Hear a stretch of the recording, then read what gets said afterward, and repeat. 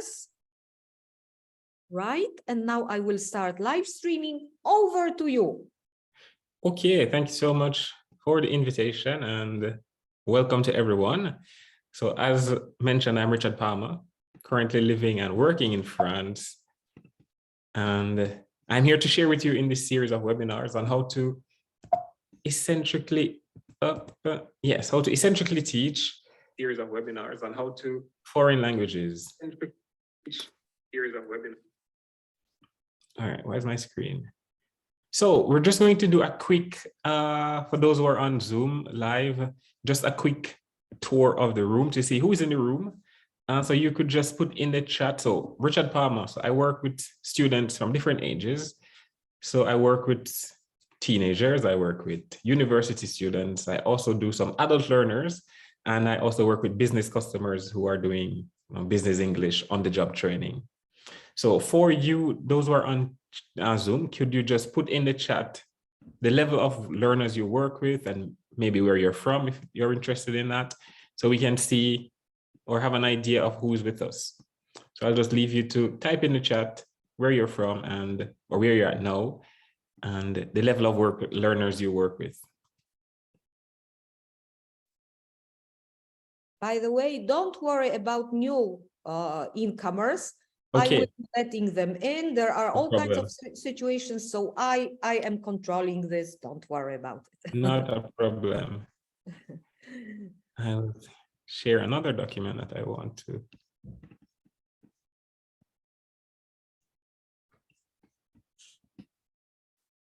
This is not it.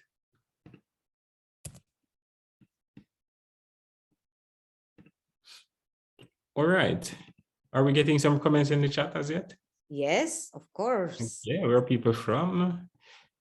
Poland university students and adults. Okay, I see one answer so far.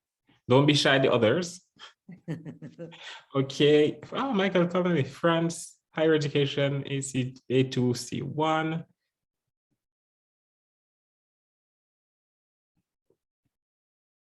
Okay, Indonesia. Okay.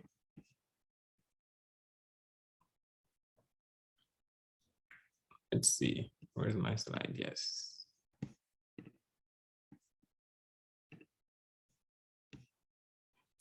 So we're just going to go through, so yes, I have my bell, I will ring it. We're gonna start. I will mute myself. Yes. So while you're putting in the chat, we can go back. Okay, so we have persons from France and Poland so far. Good.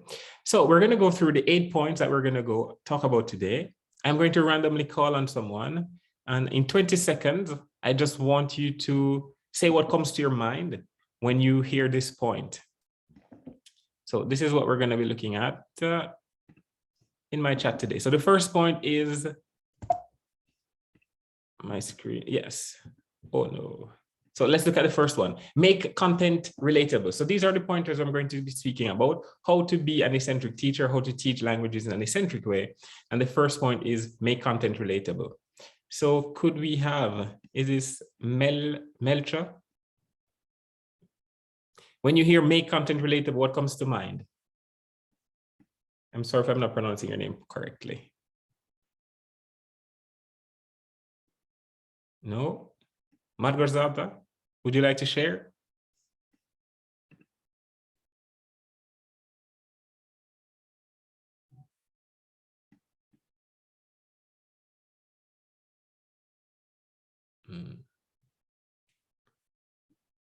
So anyone who has the possibility to speak at the moment, you can just open your microphone and you can share what you think making your content relatable. How is this important, or what does this look like in being an eccentric teacher of foreign languages? In 20 seconds. I saw someone typed in the chat, make it correspond with what we need while using the language learned. Excellent, yes.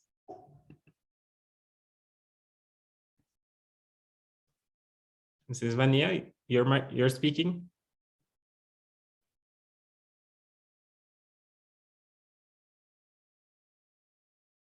I'm not hearing. Go ahead. Vanya, I hope I'm not mispronouncing your name. It says the audio is connecting. Because you Vanya is muted. So you need to unmute yourself if you want to say something. Oh yes, now you are unmuted. You can speak. Doesn't want to speak.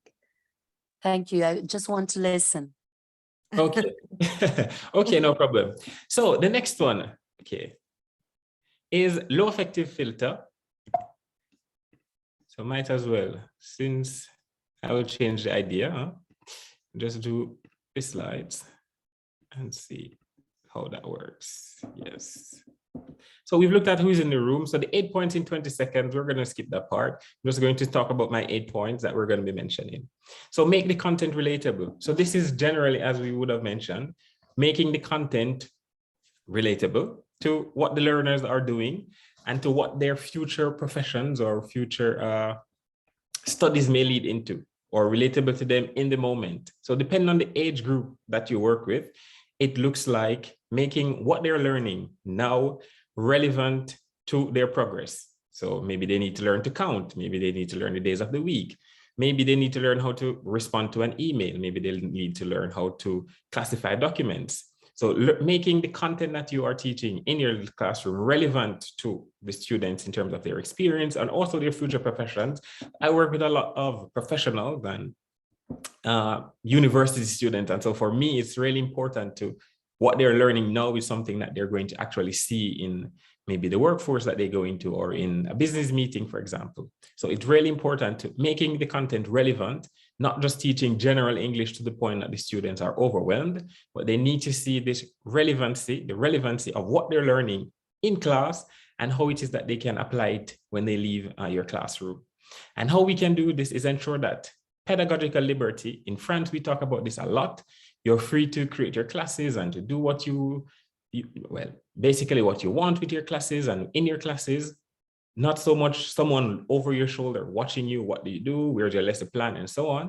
So we also need to use this sort of freedom that we have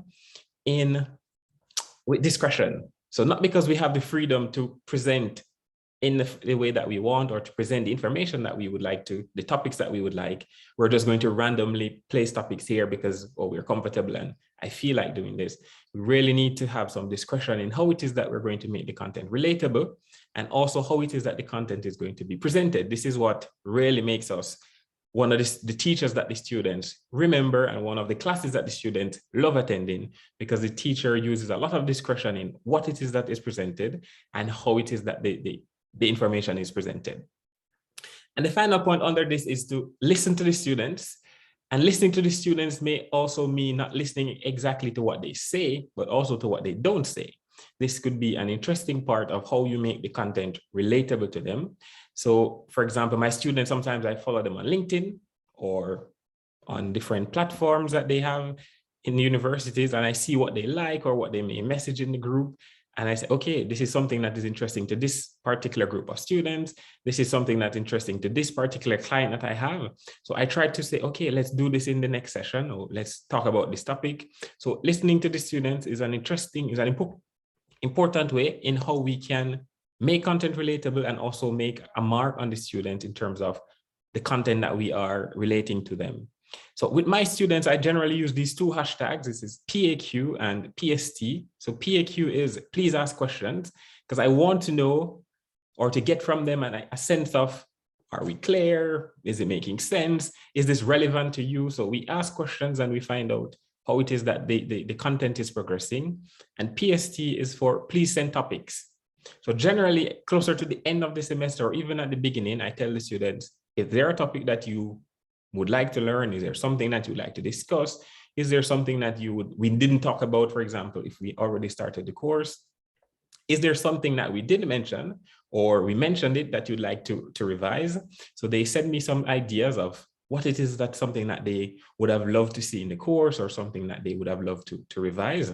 And so PST and PAQ, and try to make it the content relevant to them. After all, we're here for their learning. So that's another strategy. Next, we're going to look at if my screen will work. Right, so here are two photographs. So these are from two groups that I worked with. On the left, these students are, I think they were studying to be what do you call it? Persons who work in documentations. And so they were really interested in how to classify documents and how the library works and that kind of thing. So there is an English library in the city that I am. So I went to this English library with them. And here they were able to see the Dewey Decimal System working out, and they were able to talk about this in English, to talk about the different classifications. How is it that it works in the French libraries, or for this one, it was just an Anglophone library. And so we could have used this as an experience, real life experience, to make it relevant to their future jobs and to their interests, because a lot of them, they love to read. And so it was inspiring and interesting for them to go to the library, to have an English class in the library where they could interact with the books, use the information that we've been talking about in classes in terms of classification and different parts of books, because we spoke about that as well. And so that was an interesting one. On the right, I was working with a group of students who were, I think they were culinary students. And so we looked, yes, hospitality and tourism students. And so they are interested in restaurant and catering kind of side of things. And so we looked at tastes and textures. And it was hard trying to tell somebody, oh, how do you say bitter? And translating into French, and oh, how do you say something is strong? So I said, okay, this is what we're going to do. Let's bring a food item that represents this type of taste and this type of texture. And so we had like a show and tell. The students, they brought different food items. And so here we had the volunteer who would bring an item of food that's either bitter, it's bland, it's hot, spicy, crunchy, sour. And so they came to class with their different food items, and we were able to talk about the different tastes and textures and how we could, tell the clients that this particular food is spicy or sour. And they could give an example of something that has this particular taste, for example, if the client didn't understand what this meant. And so this is also part of making it relatable. The next pointer I wanted to touch on is the low affective filter. So language learning, we know sometimes it can be challenging. There's a lot of emotion sometimes involved. We can't get to express exactly what we want to express. We know what we want to say, but we are not so sure of the vocabulary. People are listening. You don't want to feel embarrassed. You want to use the right word. And so a lot of emotions are involved in language learning. And so it's important that the students, they feel as if they're in an environment that is safe. And so for the teacher, this looks like ensuring that we control how we praise the students, the remarks that we make, ensure that we control what's said or pay attention to what's being said and, respond. So, okay, no mocking, don't mock the person, encourage the students along as they go. And so this helps to create the affective filter, which was posited by Krashen in 1985, that speaks to having a low affective filter in the class where the students, they're at a point in their learning or in the teaching and learning process where they feel safe to make mistakes. It's not the end of the world if you do make a mistake. And they feel this sort of environment based on what you, the teacher, will project into the class and what you, in terms of what you condone in a way. So what you allow to happen in your classes, this is what is going to now create either a high affective filter where the students, they're always panicking, they don't want to speak because they feel threatened, people are going to judge. Or is there a low affective filter because you encourage them, you try to maintain this type of low affective filter? Okay, guys, it's okay if somebody makes a mistake, we're not judging you, give them corrections where necessary, not overcorrecting them either, because that as well could lead to a high affective filter. So that's important. The next part is the Maslow before Bloom. I think we've heard a lot about this. And Bloom, Maslow first, the hierarchy of needs. We know that at the top of the pyramid lies the need for self-actualization. So your students are in class, apart from the needs that they may have in terms of learning English, at the highest peak of this pyramid, Maslow would have posited is self-actualization. The students want to feel as if, they've self-actualized, they're learning, they're using what they're learning in context and correctly. And this is important to the students as human beings and to us, all of us as human beings. You want to know that your lesson is well taught, the students are, understanding what you're doing. And the students as well, they want to feel as if I'm understanding what's happening and I'm actualizing in terms of that. Their self-esteem is also high on Maslow's hierarchy, and feeling of belonging and loving. These are high attributes for the learners and for us as humans. And so as the teacher, in order for your classes to be, memorable and interesting, and the students need to feel as if that they belong in the classroom, they can self-actualize in this classroom. And this is before we even talk about our learning objectives or what should they be able to do at the end of the session. The students need to feel that you care, this is a safe place. And then we be able to now communicate and to teach in a way that is less stressful for you and less stressful for the student, and they walk out remembering your classes and you walk out having memorable students. The next thing we want to touch on is native versus non-native. I think this is also one of the things that can also cause high affective filters in classroom, where students don't feel safe speaking around native speakers because they think that they may make more errors, or the native speaker is going to grasp the errors quicker than somebody who is a non-native. That's also something that could cause, but we're not here to talk about that. That ship, I think, I say between who is native or non-native. What I want to speak about is the fact that natives are non-natives. Every native is a non-native once you begin to learn another language. And so if we look at it from this perspective, there is no judging between who is a native and who is a non-native. I'm in France, I'm a non-native. And what I do, I try to play on the fact that the students, to the point that the students, sometimes they think that they're explaining something to me about French culture, about the French language. They think I don't know. I'm like, I don't know. Can you explain it? For me, the aim is to get them to use English. And once they're using English, I don't mind much that they think that, oh, this teacher doesn't understand the French political system. And so they're explaining the French political system to me, and they're using every vocabulary that they can get. They're mobilizing the language, and they're trying to explain to me how it is that Macron can run for 2 terms, or is it one term, or when do they vote and how do they vote? This, I already knew, but for me, it's interesting because as a native speaker of English, I'm also a non-native speaker linguistically and culturally of the French language and of the French culture. And so it's interesting to use this sort of approach to say to the student, listen, I'm human too. I don't know everything. I may be good in English, but you're French. You can tell me things that I can never know about France. And so this is an interesting, I think, middle ground that humanizes the teacher and humanizes or takes the notion out of, oh, I'm a native speaker, so fear me because I'm going to correct all your errors. I don't know some things. We're here. This is a sharing environment. This is a safe space. You can teach me things, and I'm here to teach you things as well. And this is a collaboration between both of us to get to the end goal, which is using English. And once you're using English, I think then the objective is likely to be met. So low affective filter. So again, this is also a thing that this is last year I used when I started classes. To my students, I show them, okay, these are the learners that I want in my class. And I think last year on social media, these what do you call? I forgot the name of them, but these were very popular on social media last year. And so I use them in my class, and the students were, oh, this teacher is with the social media kind of thing. So it was interesting for them. And it also showed them that, these are the traits, the types of learners that I want. And, somebody who's curious, somebody who's culturally aware, organized, creative, energetic, open-minded, proactive, practice often, resilient, etc.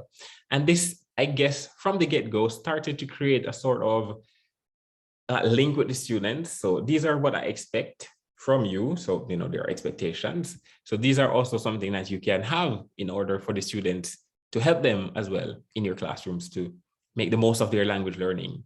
Having said these different types of tenets that you expect, or these traits that you expect to see as they progress in your class. So again, we spoke about the affective filter and maintaining the environment of the class. So this, I like to set my classes in a U shape or some form of semicircle kind of way, so that I can be in the center where it's possible. Sometimes it's not, but if it is possible, it allows you to be able to one, again, listen to the students. You can see their faces. If somebody has some doubt about what you just said, you can, well, not with the masks in COVID, but under normal conditions, you'll be able to see their faces, to read into their nonverbal expression when they look at each other. You can see them. It's also easier to control the talking across the room, or who says what, or who is not listening, that kind of thing, to help to create a low kind of affective filter.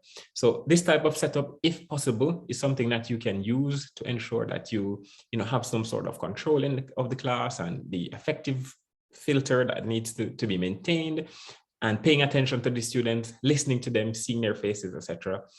And that helps. So the next pointer, this is the third one, use modern technology. We're going to look at 3: paper tech, tech, and learning tech. And the 2 pointers that will be similar, all 3, is upgrading them and upcycling them. So paper tech, we have a lot of online sources, online sites, tons of resources that already ready-made lesson plans that we can use in our classes. But how is it, are we upgrading them, and are we upcycling them? There's also tech. So we can use learning technologies. These are different platforms that the students can use to learn, use to amplify how we present the technology. So the PowerPoint, the different modules of tech that we could use in the classroom, the video projectors, etc. How are we manipulating these to make our classrooms, memorable, and to make what we're teaching practical? So instead of explaining something, for example, why not just use the projector to show them exactly how it is that this looks, or how this is done, for example. And then there is learning tech. So these are some devices, some platforms that we can use in class, and we can also use them outside of class to get the students to have extended spaces of learning that they can use to amplify their language learning capacities and skills and competencies inside the classroom and outside of the classroom. So paper tech, just quickly. So I generally use lessons from different websites, for example, Lingua House or One Stop English, but I never, for example, give my students the document with, for example, there are some lessons that has the level of the student. Oh, this is A2, this is B1. So personally for me, I try to upgrade the resources I have. Sometimes I don't like part 2 of the activity. I don't like the questions. So I will cut and I will create a new handout or create a new document. And this helps the students, because I don't want you to see that, oh, this is C2 or this is B1 or this is A2, because sometimes I do find resources, for example, speaking activity at the A2 level that could be also manipulated in a B1 lesson or B2 lesson. Depends on the complexity of the language that we're going to be using. The questions can be simple, but I don't want to bring this A2 material. Like, oh, sir, but this is B2 class. Maybe my level is getting worse. So no, so pay attention to how it is that we're using these technologies that are available to us, not because the lessons are ready-made. It doesn't mean that you can't. Pay some attention to who are the learners am I working with? Will this be too easy? Will this be too difficult? And upgrade the resources, and also to upcycle. So we use it once, maybe we can use it in another session or use it in another context. For example, I have a document and it has some questions. Instead of having the student respond in class from reading the questions, what I do, we have a WhatsApp group. And so the questions you enter them using a voice note, and we send that to the WhatsApp group. And then they respond to each other based on the WhatsApp messages that are sent. So these are something that you can use, even though it's a paper tech, you can use it, upgrade it, upcycle it to make it into something more interesting, something more interactive, and you can the students will take more from it, and you as well will feel empowered in how it is that you're teaching. And tech, again, great way to show things that we are unable to explain, or could be complex, or could be abstract.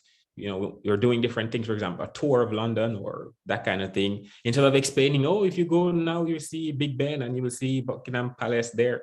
We can show a video that will encapsulate the essence of visiting a tour in London, doing a tour in London. So these are tech tools that we can use. Hopefully we've been using them so far. I don't think we need to spend much time on that.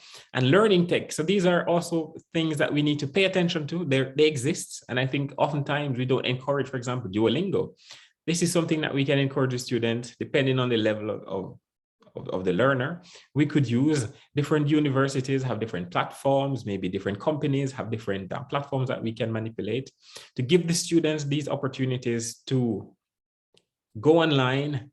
They're usually online. So while they're online, use the opportunity to spend time learning and developing their language competencies on their own in these extended spaces of learning.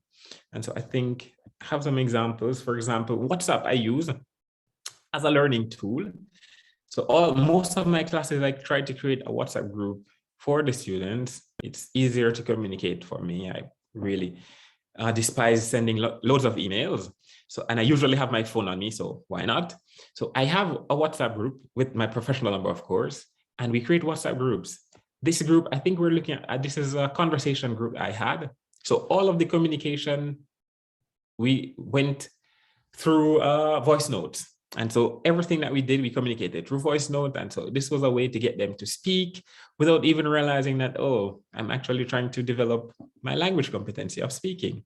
So they use the voice notes and they would respond to each other, and I would respond to them using voice notes. It gets them to listen, it gets them to speak, and also to interact in and outside of class. Another example, another group I had, this was a phonetics group. And so the students had to download a phonetic keyboard. And all of the messages that we sent were, we tried to use a phonetic keyboard or phonetic script, because the class was based a lot on phonetic transcriptions, and we had to be able to identify the different symbols and so on. And so this was interesting for them in terms of their studies, but also like, whoa, let's use WhatsApp, let's use a phonetic keyboard to communicate. This was an interesting way for them. And so at the end, they were like, sir, thank you so much. This was really interesting that we could have, sent the messages by using phonetic script.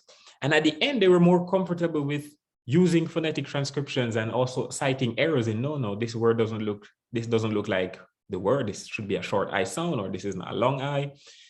So this was an interesting way of using WhatsApp. It also provides for the teacher a medium, and we will speak about this later, to correct, for example, errors that you can also upcycle when you use in class. So how is it that what happened on these learning platforms outside of the class that we can manipulate or we can use to highlight to the student, okay, pay attention, I saw a lot of students, or I heard a lot of students in the WhatsApp group, maybe your voice notes, you were mispronouncing this type of word, or you didn't transcribe this word correctly in the phonetic script. So it provides you with a source for language feedback that you can provide to the students. If you do choose to use something like that, it could be Teams, it could be another platform that you have, Moodle, for example, if you use it, they are channels that you can create for the students to input, and then you can also go there to extrapolate, rich information that you can use to point out errors, or just to commend them. Oh, I saw this and this was excellent. I heard this and these were some excellent vocabulary that you were using.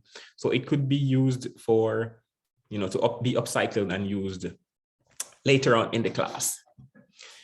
The next point I want to look at is challenging learners. And so generally, for me, I love to challenge my learners. Generally, they will say, oh, sir, this is the hardest English class we've done. But I think it's important that the students, they are challenged in such a way that, first of all, they need to know where my weaknesses. So I try to have all of my students do a SWOT analysis in the first, second classes, so we can see, oh, what are your strengths? What are your weaknesses? What are the opportunities that you have to improving your English, and what are some of the threats that you have? And so they have their SWOT, and it's something important for me, because it helps you to know what does this student think is their strength, what do they think is their weakness, and say, I don't really think this is your weakness, but we will see as the semester go along. And as we progress closer to the end, we can also go and revise and say, oh, what happened? Did you make use of the opportunities? Did any of your threats become a strength, or did it remain a threat, for example? So a SWOT analysis is always good to recommend to students for them to develop. And this expression I like, to feel accomplished yet cognizant. So I like when students leave my class, they feel accomplished. Again, back to Maslow. Highest point again is self-actualization. I've understood the lesson. I was able to follow the course. I was able to follow what the teacher was saying. But at the end of the day, they're cognizant of the fact that there's something that they still need to do. There is work that needs to be done. So they feel accomplished, but they're cognizant that there's something I need to do. Maybe I need to do some revision. Maybe I need to spend more time listening. Maybe I need to spend some time looking at the irregular verbs, etc. So they feel accomplished, but they should also feel cognizant of the fact that it's not finished and there's more to come. And a part of this that we can explore is the formal and informal, because I think in learning English, and a part of being very competent in any language is also understanding the nuances between formal and informal vocabulary in the language. And I think this is part of the challenge I really emphasize for students, you really need to understand some form of formal and also informal English. I had an experience, I think a student said something to me, and then I said, "Oh, sorry, my bad." And the student said to me, "Oh, no, sir, you're a good person." And I was like, no. It is, I'm not saying that I'm a bad person. I'm just saying sorry for what just happened, my bad. And this is because sometimes you're not exposed to these types of, little expressions or these kind of informal kind of way of expressing yourself. And so I always encourage them, find out how it is that this is done. How do they do this? How is this done? How is this said in an informal way? And also informally, what's a synonym? For example, like my students, university, I don't want to hear words like big and tiny and so on. No, you need to find another word that you can express this idea. How can you express the word big in a stronger way? So it's gigantic, it's enormous, it's huge, these kinds of things. So help them, challenge them. Don't just stay, okay, I feel confident, I'm competent in the language, but there's always more. What's another way that you can find this? Oh, how would we say this in an informal setting? How is it said in Ireland? How is it said in Australia? Is this the same word? Is that different vocabulary? To challenge them in such a way that their minds are open to the fact that I'm accomplished, I'm competent in the language, but there are things that I don't know and I should want to know, and I love when they want to know. So I encourage them, go find out how this is said, how this is done. And I think this is an important part of teaching them in such a way that, again, it's relevant to them. Their minds are open. They're curious. As I said, this is one of my tenets. I like curious people. And so they're curious to go now and find out and to challenge themselves to find out how it is that the language is different and how I can express and develop my vocabulary as I continue to learn. So a key part of my challenge for most of my students that I do is an extended learning challenge. And this is the extended learning log. So the students that, and you generally do this with my L1s, my first year students. So they keep a journal, usually in the second semester, and it can be physical, it can be digital. And on this learning log, there are a series of activities that I have them do. And so first they do a SWOT analysis, and then they try to see how it is that they're going to improve the weaknesses that they have and continue to strengthen the strengths that they have as well, starting the course. And so we have a series of activities. This is not it, no, yes. So a series of activities, for example, be active on social media, listen to audio materials, watch movies. There are things like find a person who is on Erasmus exchange, doing a language pact with a classmate to speak English for an entire day. And they write in their journal how it is that this experience went and what did they learn from it.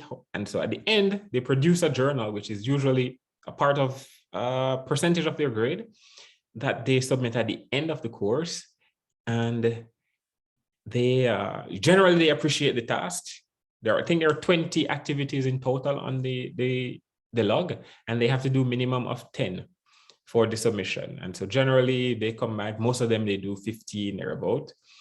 And it's an interesting way to get them to see things and to do things that they probably wouldn't do. For example, changing your phone, putting it into English for a week, try to learn a new word for each day, going to the English library, because I did say we have an Anglophone library in the city that I live, Angers.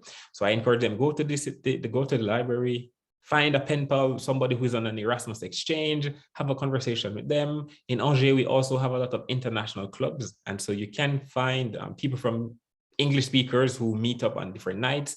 I say, go to these meetings and see what happens, you can meet new friends. And so they journal in their journal how these experiences went and what did they learn any new vocabulary, etc. And that helps them. The other thing we also have is an organization of the chapters that we're going to do. We were using a book one year, I think this is the English file.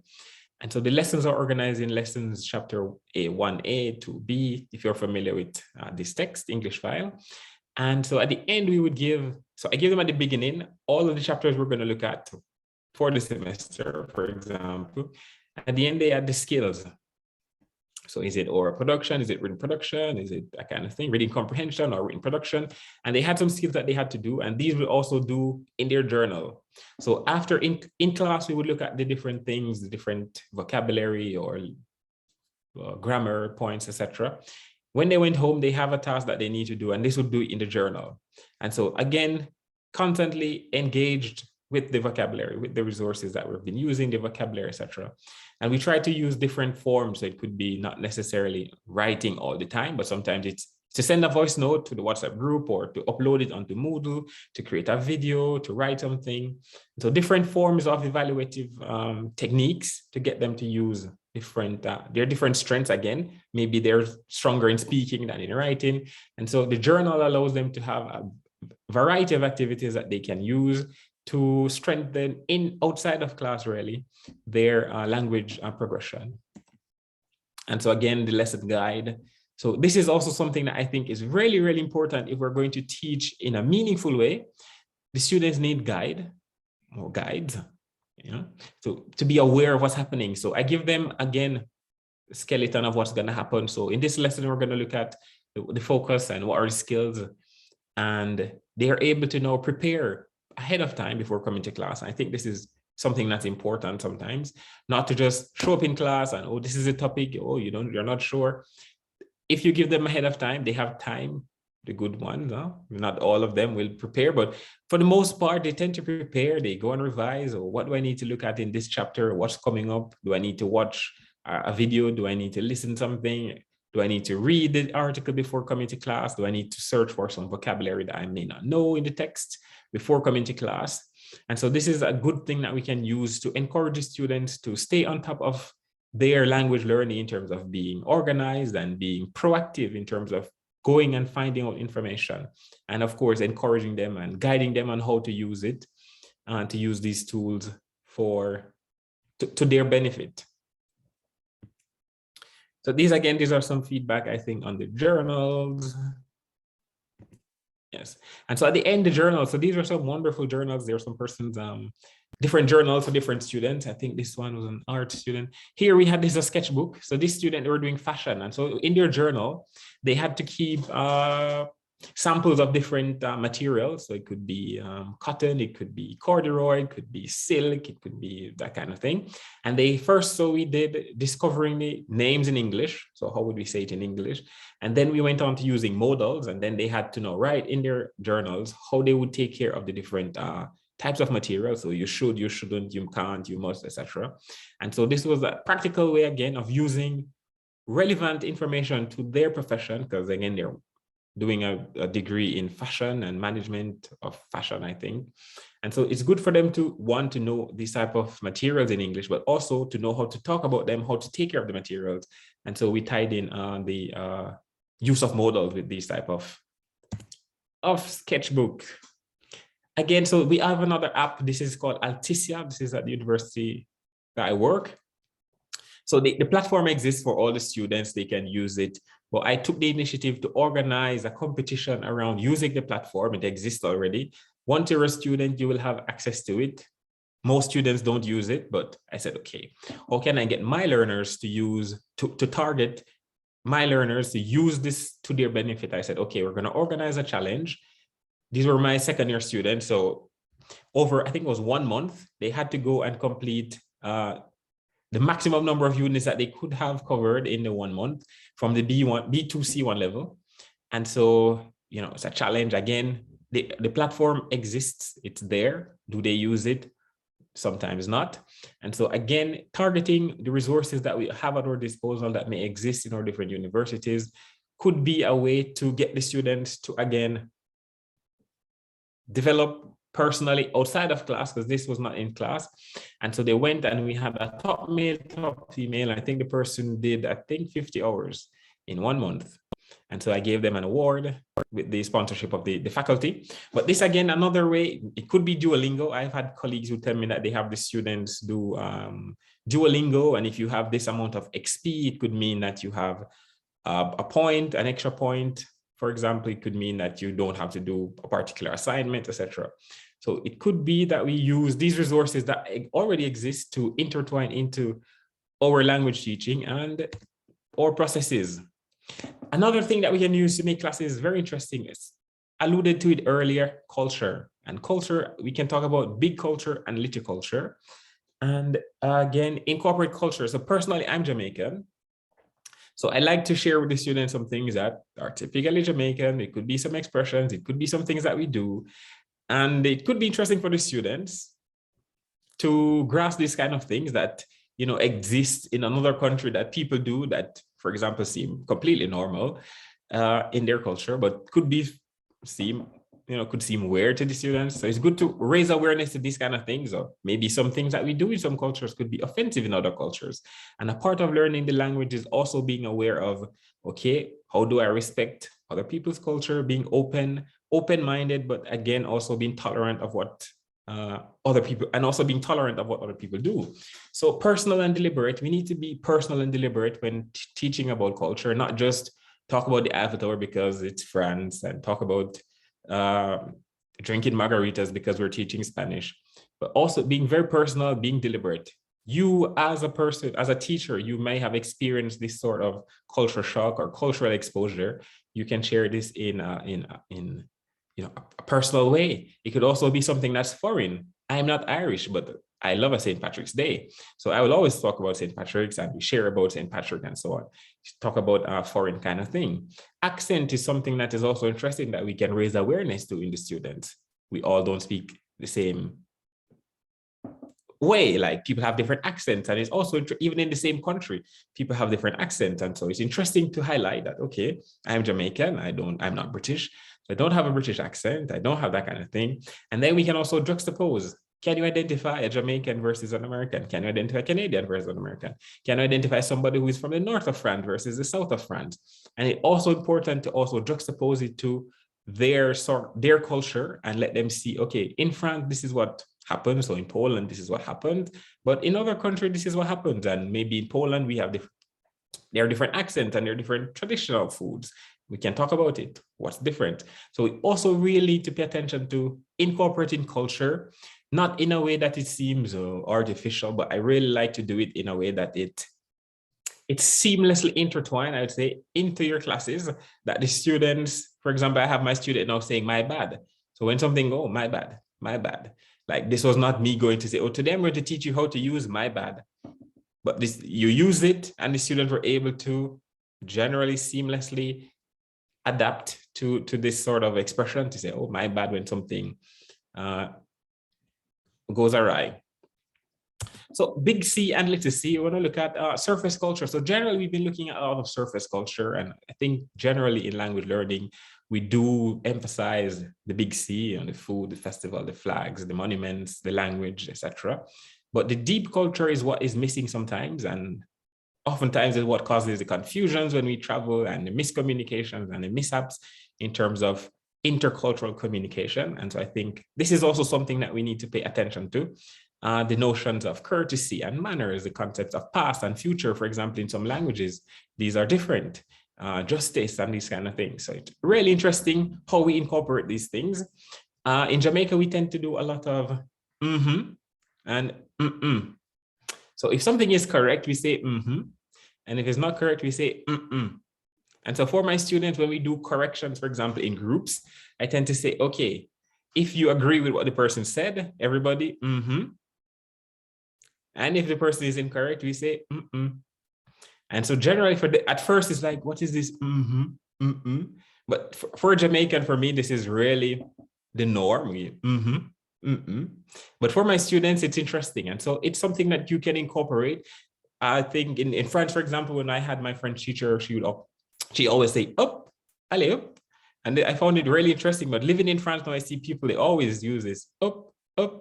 And it's really interesting. So if you have these kind of deep culture things that the students can use and can get familiar with, even before they go out into these different countries, you can teach it to them, again, incorporate it seamlessly into the class. And the students, I'm sure they will appreciate this type of cultural exposure and cultural integration into the class. Again, this is some feedback. So again, yeah, so this is again, St. Patrick's Day. I'm not Irish, but it was St. Patrick's Day.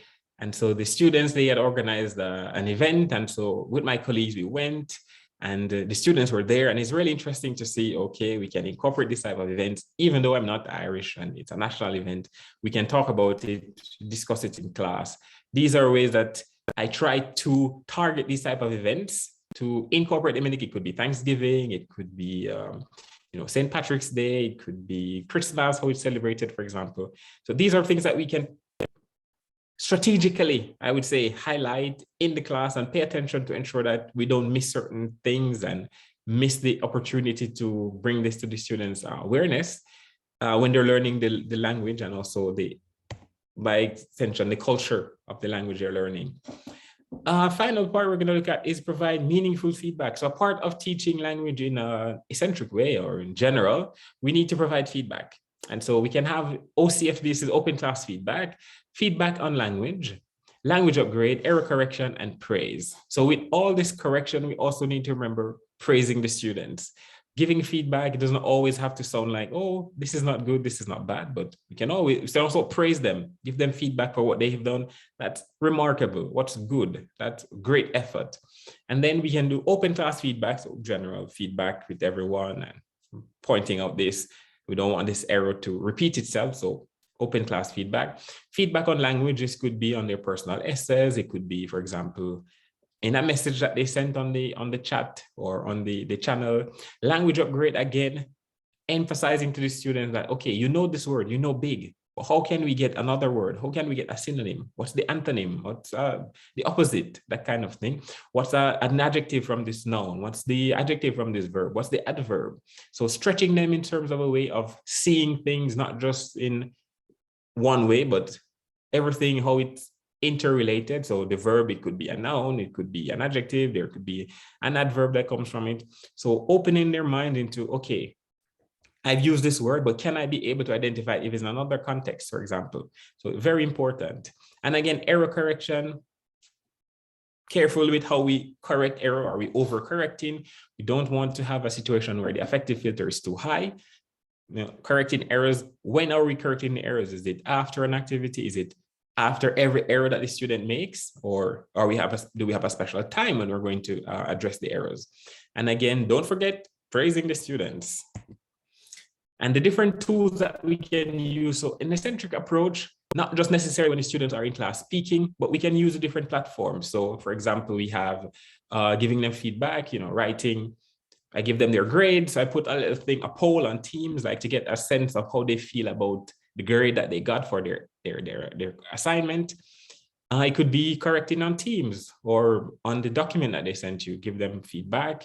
It could also mean on WhatsApp. So when they send me a message and I realize, okay, there's a lot of things that, so a teaching experience here, there's a learning experience. I reply to their message and I give a little response and, put in bold something that they could use to improve their language. Sometimes they send voice notes, so I send a voice note to respond. And of course, the students, they're shocked that the teacher is sending me a voice note. But it's an interesting way to give them feedback, like, oh, this is da-da-da, respond to them using a voice note. And so these are my eccentric ways of giving feedback. And the final thing to touch on when teaching, if we are going to make it interesting and eccentric, is that you also need to enjoy the process. This is very important if the students are going to enjoy your teaching and your presentation, being authentically yourself. So I'm a Jamaican, I'm authentically Jamaican, I love my country. So I love to, again, show this to the students and teach them about, different parts of Jamaica and different things that we do, etc. Because again, we are all walking pieces of culture. And I think this is important for us to share with the students. We're here to help them learn this foreign language, but also we want them to also understand this part of us, to see us as humans. Again, it reduces what we spoke about, the affective filter. You're able to now humanize yourself, and the students are able to see you as well as somebody who has learned a language. Again, all native speakers are non-natives in some way or shape.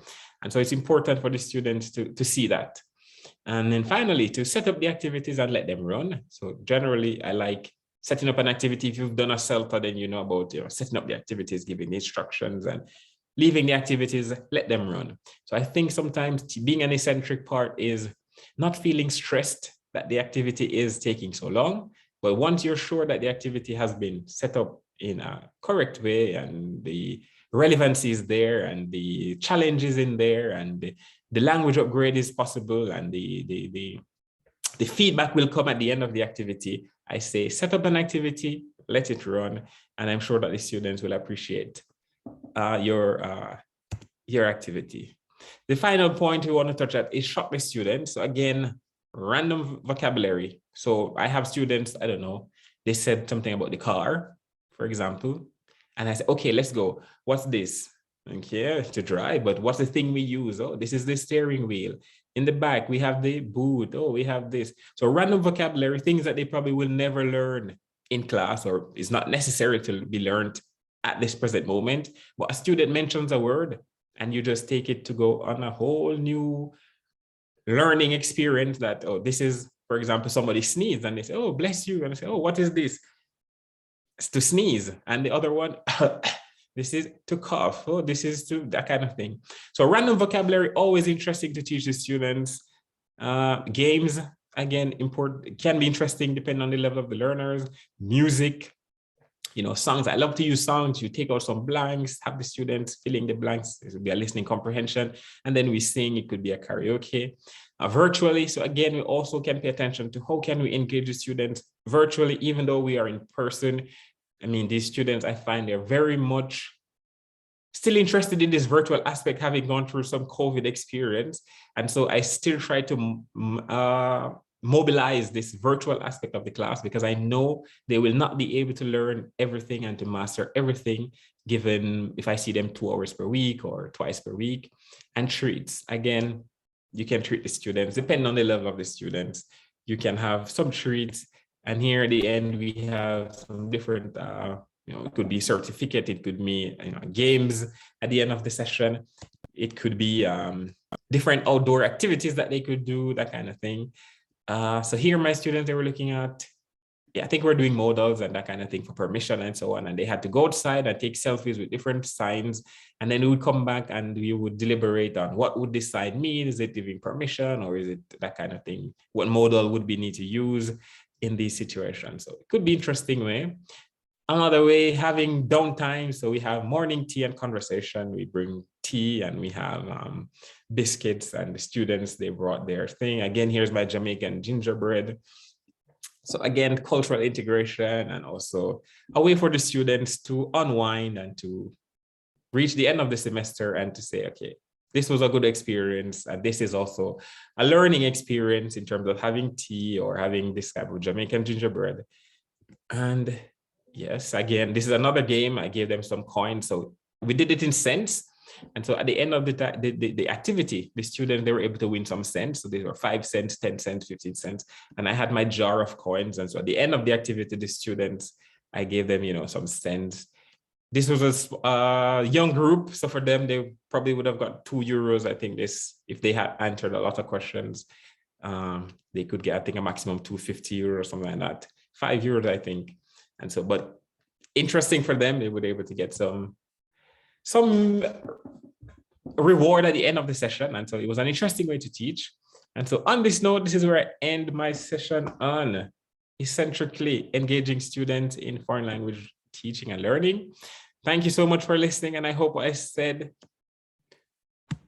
resonated with you. Thank you so much for your time. Okay, thank you. I would like, you know, there are so many optimistic remarks in the chat box that we can say that the webinar has been really highly inspiring and successful. There is one question that I would like to lose along the way. That was the question asked by Fabio, I think, and that person wrote, so he probably, how can we download, install, and or show the phonetic keyboard? So if you have, it's available on Android and Apple. If you, I think, what's it called? IPA, I think it's IPA keyboard. And you just search for it and it should be able to download. And then you would go into your phone settings on your keyboard, and then you can add an additional keyboard. I see. So yes, IPA keyboard. Yes, I am adding this message from you. Right, IPA keyboard. Right, very well. Thank you very much. You know, thank you as well. at many moments I realized that you were also talking my language. Yes, that's some of these elements, we all, I'm sure it's not Yes. just my observation. It's probably, if you ask every single teacher in today's webinar, they would have many things to say along the same lines. Yes. Yes, yes, Of yes. a similar atmosphere, like mobilizing the language while communicating.